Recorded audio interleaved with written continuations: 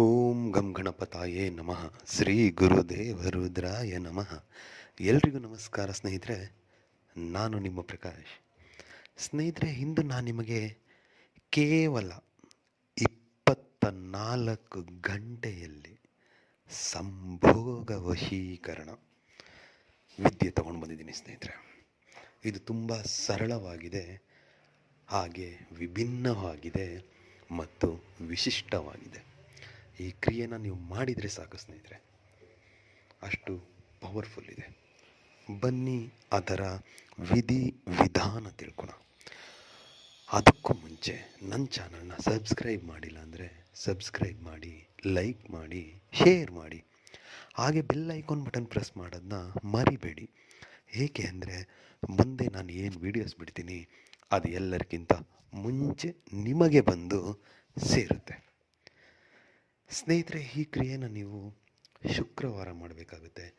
ಈ ಸಂಭೋಗ ವಶೀಕರಣನ ಹುಡುಗ ಇಲ್ಲ ಹುಡುಗಿ ಯಾರಾದರೂ ಮಾಡ್ಬೋದು. ಆದರೆ ಈ ಕ್ರಿಯೆ ಮಾಡಬೇಕಾದ್ರೆ ಹುಟ್ಟಿದ ನಿರ್ವಾಣದಲ್ಲಿ ಮಾಡಬೇಕಾಗುತ್ತೆ, ಅಂದರೆ ಬೆತ್ತಲೆಯಾಗಿ ಮಾಡಬೇಕಾಗುತ್ತೆ ವೀಕ್ಷಕರು. ಈ ಕ್ರಿಯೆನ ನೀವು ಉತ್ತರ ದಿಕ್ಕಿಗೆ ಮುಖ ಮಾಡಿ ಕುಳಿತುಕೊಂಡು ಶುಕ್ರವಾರ ಯಾವಾಗ ಬೇಕಿದ್ರೂ ಮಾಡ್ಬೋದು. ಸ್ನಾನ ಎಲ್ಲ ಮಾಡಿ ಪೂಜೆ ಎಲ್ಲ ಮುಗಿಸಿದ ನಂತರ ಒಂದು ನಿಂಬೆಹಣ್ಣನ್ನು ತಗೊಳ್ಳಿ. ಒಂದು ನಿಂಬೆಹಣ್ಣನ್ನು ತಗೊಂಡು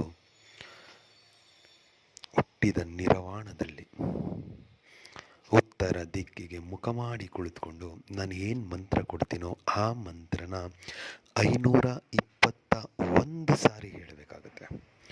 521 ಸಾರಿ ಹೇಳಾದಮೇಲೆ ಆ ಮಂತ್ರ ಪಠನೆ ಮಾಡಬೇಕಾದ್ರೆ ಆ ನಿಂಬೆಹಣ್ಣು ನಿಮ್ಮ ಬಲಗೈಯಲ್ಲೇ ಇರಬೇಕು. ಬಲಗೈಯಲ್ಲಿ ಇಟ್ಕೊಂಡು ಮಂತ್ರ ಪಠನೆ ಮಾಡಿ, ಮಂತ್ರ ಪಠನೆ ಎಲ್ಲ ಮುಗಿದ ಮೇಲೆ ಆ ನಿಂಬೆಹಣ್ಣನ್ನು ನೀವು ತೆಗೆದು ಜೋಪಾನದಲ್ಲಿ ನೆಲದ ಮೇಲೆ ಇಡಬೇಡಿ, ಎಲ್ಲಾದರೂ ಮೇಲ್ಗಡೆ ಇಡಿ. ಸಜ್ಜ ಆಗ್ಬೋದು, ಇಲ್ಲಾಂದರೆ ಏನಾದರೂ ಒಂದು ಮೇಲ್ಗಡೆ ಇಡಿ, ನೆಲಕ್ಕೆ ಟಚ್ ಆಗಬಾರ್ದು. ಆ ನಿಂಬೆಹಣ್ಣನ್ನು ರಸನ ಅವರಿಗೆ ಕುಡಿಸ್ಬೇಕಾಗತ್ತೆ.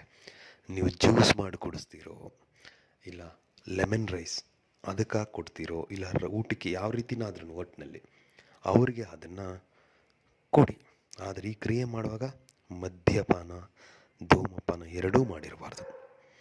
ಇಷ್ಟು ಮಾಡಿದ್ದೇ ಆದರೆ ಅವರ ನಿಂಬೆಹಣ್ಣಿನ ರಸ ಅವ್ರ ಹೊಟ್ಟೆ ಒಳಗೆ ಹೋಗಿದ್ದೇ ಆದರೆ 24 ಗಂಟೆಯಲ್ಲಿ ಅವರು ನಿಮಗೆ ಸಂಭೋಗಕ್ಕೆ ರೆಡಿ ಆಗ್ತಾರೆ.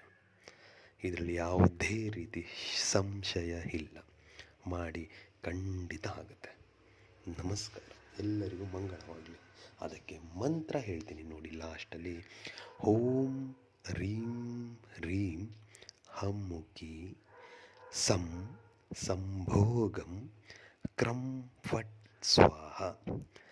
ಮಂತ್ರ ಇನ್ನೊಂದು ಸಾರಿ ಹೇಳ್ತೀನಿ ನೋಡಿ ಸ್ನೇಹಿತರೆ. ಓಂ ರೀಂ ರೀಂ ಹಮ್ಮುಖಿ ಸಂ ಸಂಭೋಗಂ ಕ್ರಂ ಫಟ್ ಸ್ವಾಹ. ಈ ರೀತಿಯಾಗಿ ಮಾಡಿದ್ದೆ ಆದರೆ